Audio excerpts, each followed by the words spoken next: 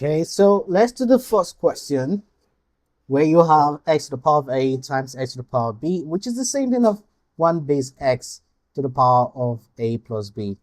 A good example could be anything like, say, you have 5 to the power of 3 times 5 to the power of 4.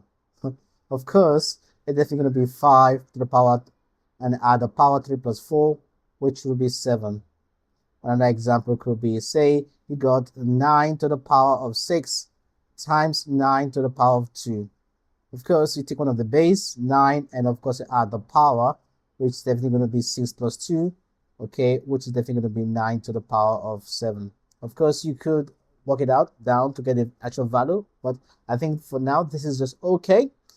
And for the second one, if you have to do the next one, let's say you got x to the power of, say, 6 divided by x to the power of 2. Now, because you're dividing, there's definitely going to be x to the power 6 minus 2, and that will be x to the power of 4.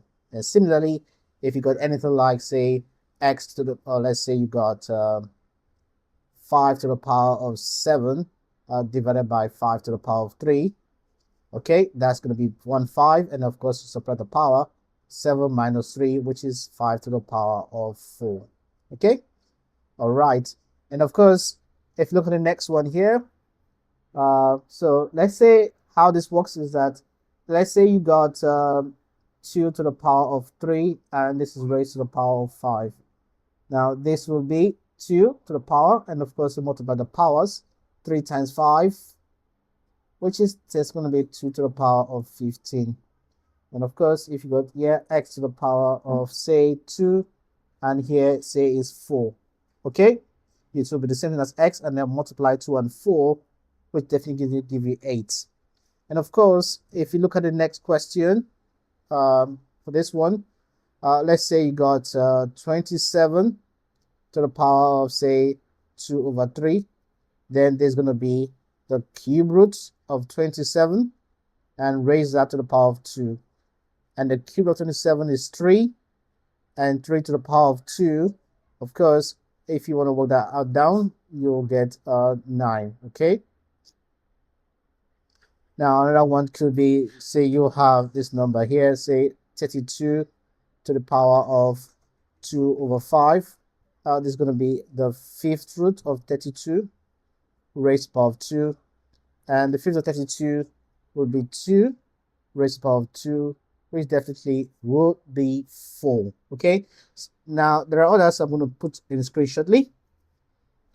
Okay, so if you have to do the next one here, let's say you got 3 to the power of 0, that's same thing as 1.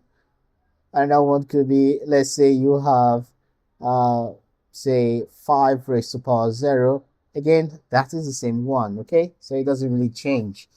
And a good example for the next one here would be, let's say you got 2 to the power of minus 3. This is definitely going to be 1 to the power of 2 to the power of 3, which is definitely 1 over 8, okay? And similarly, you could get something like this here. Say you got 5 raised to the power of minus 2. That's going to be 1 over 5 to the power of 2, which is 1 over 25.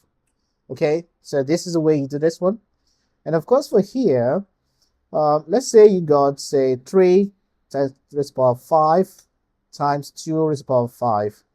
This would be the same thing as 3 times 2, which definitely 3 times 2, which is 6. Or I should put it this way, it's a lot better. 3 times 2 which definitely will be 6 to the power of 5. And of course, say you have 4 to the power of 2 times 3 to the power of 2. That will be 4 times 3, which is 12, raised to the power of 2, okay? Well, of course, if you need to simplify this, that will be 144, okay? And the last one here would be, say you got 81 raised to the power of, I should say, let's say you got this number here,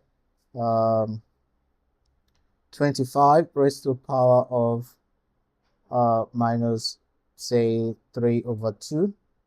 That will be the square root of 25 raised to the power of minus 3. The square root of 5, which is definitely going to be 5 raised to the power minus 3, which is equal to 1 to the 5 to the power of 3. Okay? All right, so this is the way you do questions like this. Okay, if you have any questions, please put them in the comment section, and if I see it, I'll respond to them. Okay, thank you and go have a blessed time.